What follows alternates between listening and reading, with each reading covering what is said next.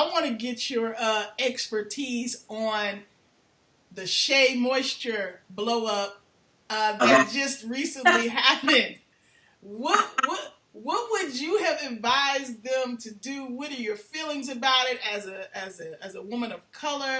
I mean, it blew up on Twitter because of the ad featuring these white women and just turned everybody off. They did an apology, but your thoughts?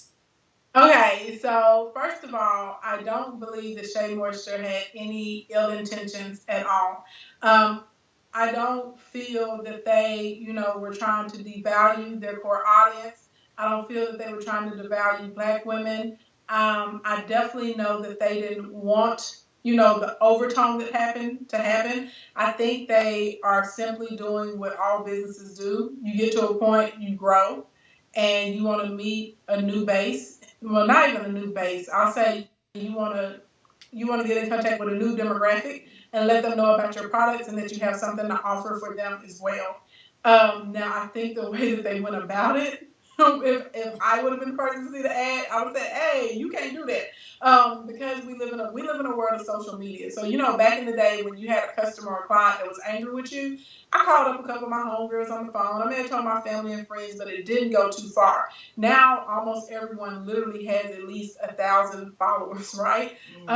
They may have in between, honestly, an average of 3,000 to 5,000 people that follow them if they're on multiple social media networks. So when you express your disgust and you start getting these YouTube bloggers and people like this saying this is a problem, and they're literally talking to hundreds of thousands of people at a time, it magnifies people's feelings quickly. I feel, and this is just my opinion, if they would have run the exact same ad and they still could have included the white women, if they would have had another 2 more sisters in there, okay, in addition to the one Black woman they had in there, and maybe highlighted some other skin tones for us, because a lot of people felt some type of way because it was almost like, that light, bright, and they were talking about the type of hair that woman had, and there were so many other people said, well, I have 4C hair, I have 4B, and I've been using Shea Moisture, and I remember standing in hair shows waiting in lines for hours to buy their stuff before even they got to where they were. This is literally what people were saying. I feel like if they would have shown more representation of their base, then it would have been more of, hey, let's have some new friends come over, right? We're expanding. And people would have been like, oh my God, this is great that you guys, are branching out to new areas and you have products that are, healthy hair for everyone. When they only show that one lady and then one African American woman, and then you have, multiple Caucasian women inside of the ad, and then you never show another African American woman with a different texture of hair either.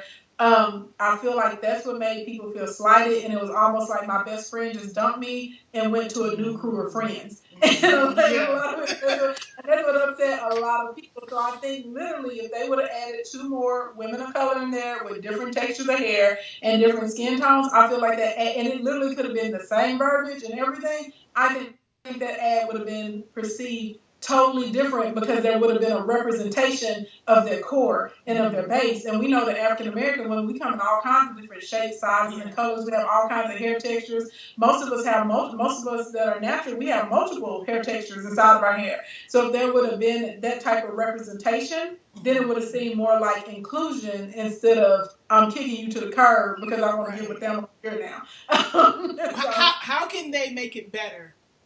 How can they make it better for going forward now, since they didn't made that, they apologize? Is that enough? I think they're on the first step by apologizing and acknowledging instead of doubling down and saying, hey, this was not our intent, but we're sorry that we made you feel this way. I think if they become a little bit more inclusive in the process, saying, maybe doing some education and saying, even on their social media, and saying this line or this set or this color of products is for people with this type of hair, or this is for those women with this type of hair. So I think educating people, and I think really, making sure in their future ads that they are showcasing their core. I don't think that they have to abandon the Caucasian sisters at all. But I just think it's important whenever you're running an ad, you're going to showcase your core demographic, and then you're also going to bring them in so that it's inclusionary instead of, I just kicked you to the curb, which is how a lot of people felt. I didn't feel that way because I'm a business owner and I understood what they were trying to do.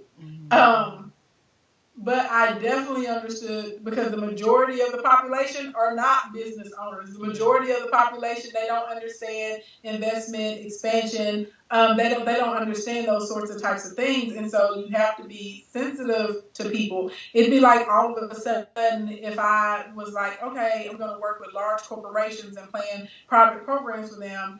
And I started running a bunch of ads that were only geared towards them. And I completely left out all of my small business owners, all of my startups, all of my moms. And I'll be honest, 73% of my audience is African American.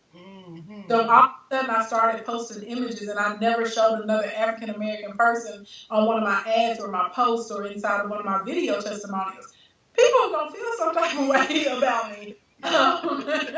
So I literally think if they can, start to showcase, and maybe put together some other commercials and make sure whenever I'm running something, even though I'm trying to reach this new audience, I also need to make sure that I properly showcase my core and my base and the people that help me get to where I am right now. I think that they'll be fine. Okay. And the media cycle is short. People, next week they'll be mad about something else.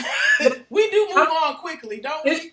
Move on quick. Last week everybody was mad about Pepsi. You know what I mean? Right. By this time next week, somebody will say something crazy that's a politician. It'll be some scandal about some celebrity that came out. True. Some weird news come out and everybody will forget. Yeah, so I think that they're already on the way to making it better by acknowledging it, putting out a public apologies on their social media, and in the future, I think trying to educate different people with the lines and in your commercials.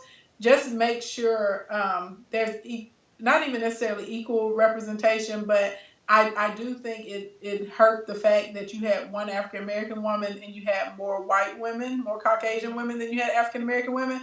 Literally, if it would have been 3 African American women in that ad and 2 Caucasian women, and you showed different hair textures and skin tones on the African American women, I don't think it would have been a problem. I think everybody would be like, oh, this is great. And they're like, look, they're expanding. We're proud of them. I think it would have been received that way instead of they're trying to get rid of us for $1. Well, maybe Shea Moore should need to hire you for their next media campaign so they'll know to get it right. Let Ashley look at this first, please. Okay. They're hiring. I help them out. Studio Q Show. Now you know.